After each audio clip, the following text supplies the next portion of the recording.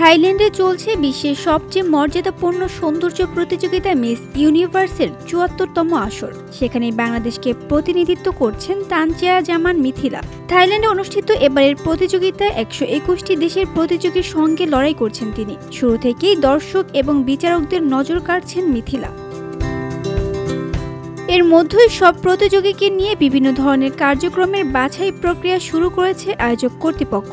নানা বিভাগে শুরু হয়েছে ভোটিং। পিপলস চয়েস বিভাগে ১ নম্বরে চলে এসেছে বাংলাদেশের তানজিয়া জামান মিথিলার নাম। এর আগে ৩ নম্বরে অবস্থান করেছিলেন এই মডেল। পিপলস চয়েসে ভোটিং চলবে আগামী ১৯শে নভেম্বর পর্যন্ত।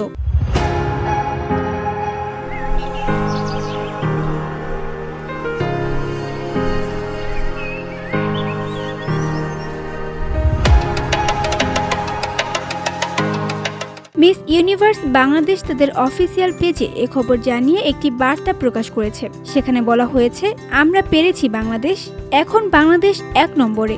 ১৯শে নভেম্বর পর্যন্ত বাংলাদেশের জন্য ভোটদান অব্যাহত রাখুন, অপ্রতিরোধ্য বাংলাদেশ। এই প্রতিযোগিতায় মঞ্চে এক নতুন ইতিহাস গড়ার পথে এগিয়ে গেছেন মিথিলা। হাতছানি দিচ্ছেন মিস ইউনিভার্স খেতাব অর্জনের। আগামী ১৯শে নভেম্বর পর্যন্ত অভিনেত্রী যদি ভোটের হিসেবে শীর্ষে থাকতে পারেন, তবে তিনি সরাসরি মিস ইউনিভার্স শিরোপা জয় করবেন। তবে প্রতিযোগিতা চলাকালীন অন্যান্য দেশের প্রতিযোগীদের সঙ্গে ভোটের এই সংখ্যা ওঠানামা করছে, তাই চূড়ান্ত ফল এখনই নিশ্চিতভাবে বলা সম্ভব নয়। মিথিলার ভক্ত অনুরাগীরা তাকে এই অবস্থানে ধরে রাখার জন্য নিরলসভাবে কাজ করে যাচ্ছেন এবং অন্যদের ভোট দিতে আহ্বান জানাচ্ছেন। VOD Bangla news desk.